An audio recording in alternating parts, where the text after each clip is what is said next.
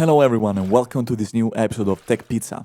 This is gonna be a little bit of a different episode because I'm recording it during my 2 weeks of holiday in Sicily. I'm taking some time off to explore this beautiful island and swim in this amazing sea and eat some freaking amazing food, I have to say. But that didn't stop me from taking some time to read about all the crazy stuff that happens in tech and also record this episode so that you can be up to date on everything that happens in tech as well. So you're not just gonna hear the sound of my voice, but also the beautiful sound of the waves of this amazing island. I hope you're gonna enjoy. So I'm shooting this part of the video from a little bay called Bue Marino in an island called Favignana in Sicily. It's amazing. I mean, you can look at this. I'm going to put some more clips. And the first news of the week that I want to tell you about is about Google releasing a new text-to-image model. What does it mean, text-to-image? It means that they're able to take any text prompt, any description that you want, like a dog in a sushi house, whatever the hell you can come up with, and it's going to render a realistic image of this. So we talked about this already with a model by OpenAI called Dall-e 2. Why is this different? So it's different for a bunch of reasons. First of all, this uses some technology that already exists, plus something new. But the core part of the model, it's a technology that's already available, even open source. The second reason why it's different is because we don't know yet what Google wants to do with this. OpenAI already started offering this thing as a service, as a tool that people can pay for using. It's not available to everybody right now, they're still testing it. But Google, they have a different model, so we don't know what they're gonna do. And they decided not to release the code nor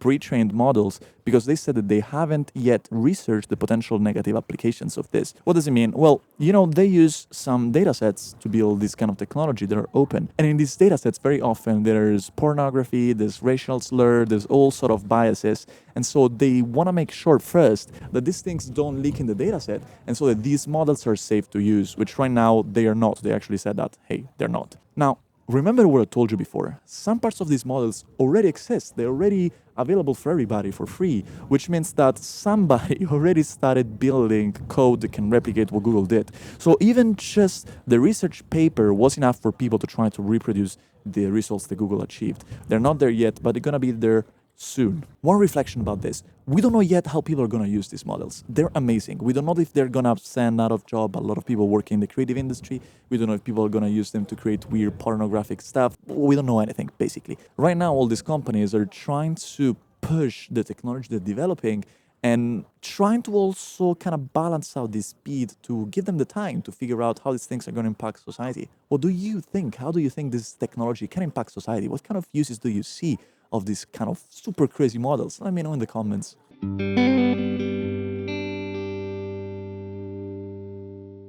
I want to tell you about some of the crypto news of this week from this amazing location. It's called Cala dei Faraglioni. It's a bay in the Favignana Island, close to Sicily. And I want to tell you about 4 different things that happen in crypto that are all very different, and then try to condense them, try to understand why all these weird things are happening right now. The first one is about Andreessen Horowitz, one of the most famous venture capitalists in the world, that just raised a $4.5 billion fund just to invest in crypto. And in early stage, it's gonna be 1.5 billions, and the rest 3 billions in more scale-up funds to help these small companies get to broader markets. Second news is Lagarde, the head of the BCE, who said that according to her, crypto is worth nothing. It's completely worthless. And I mean, this is the head of the European Central Bank, which obviously has, interest in saying that crypto is worth nothing and the euro is the best, but it's still somebody who has very strong authority. And if you think about what happened 2 weeks ago with the whole Terra ecosystem going from 40 billions of market cap to 0, you may actually think that she has some points. Third news is about Metamask, an Ethereum wallet that started a new feature. Basically, if you get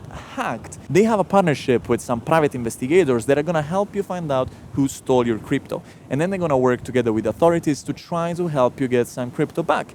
The interesting thing about this is that a lot of people think that crypto is amazing because it's outside of all the traditional centralized government institution things. But then if somebody steals your money, it's really nice to know that there's going to be someone, government, a police system that is going to help you out. So maybe centralization is not that bad sometimes. Maybe having somebody that actually has some control gives you some more trust and makes the whole ecosystem better. The fourth piece of news that I want to talk about is about Adam Neumann, who is the guy who was behind WeWork and the crash of that company. There's also a movie about him. Highly recommend to watch it. That guy was crazy. He raised a lot of money, billions and billions, and then he wasted all of them. And now he just raised 70 million for a new crypto venture. The crypto venture is about trying to tokenize carbon credits. What does it mean? So we all know that climate change is a big problem, right? And a system that has been invented to incentivize companies to save CO2 is called carbon credits. Basically, every time that I invest in something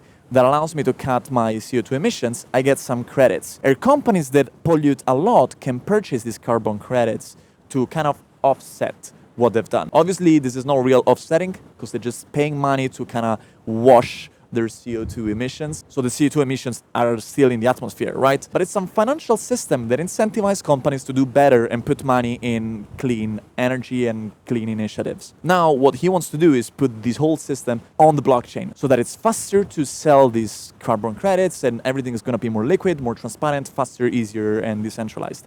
Now, how do you try to make sense of all these things? You have the head of the BCE that says crypto is worth nothing, and then Andreessen Horowitz that raises $4.5 billion, a criminal who gets 70 millions to build something, and then you have Metamask that is trying to do something that looks very centralized. The way that I make sense of this is that we are in the early days of crypto. Let's remember this. Bitcoin has been going on for roughly 10 years, okay? That's nothing. In the great scheme of things, this is nothing. So it makes sense that some people like Lagarde that says, hey, I think this is worth nothing. Whereas there's some other people like A16Z that says, hey, I think that there's a huge potential. It's not realized yet, but there are the building blocks right now. And if we put in money, if we actually fund the people building on top of these existing building blocks, then we can get to something that is huge. And it makes sense that there's experimentation. What Metamask is doing may mean that cryptocurrency as a form of payment may not be the best use for crypto. Maybe the best use for crypto is to make more liquid the system of the carbon credits, or maybe something else. We don't know. Right now we are in the early stages of this industry. There's a lot of experimentation. A lot of these things will fail. Most of them will fail. And so when you hear people talk about crypto as the next big thing, well, think about the fact that crypto is huge. It's Bitcoin, it's tokens, it's Web3, it's a lot of different things. Which one of these things is actually going to be the killer application of crypto? It's still not 100% clear. There's just some elements. And what's going to be really interesting is to see in the next 5 years what's going to happen, what's going to die, and what's going to explode and take over the world. And I'm going to be here to tell you about it for sure.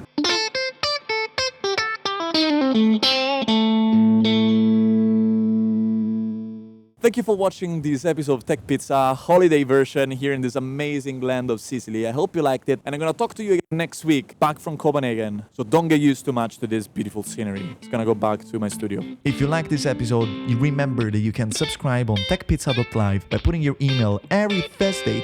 You're gonna receive in your inbox a newsletter where you can read about the news and everything that happened in tech, or you can listen to it as a podcast or watch it as a video. So go on techpizza.live, put your email, and I'm gonna see you next Thursday in your inbox. Ciao!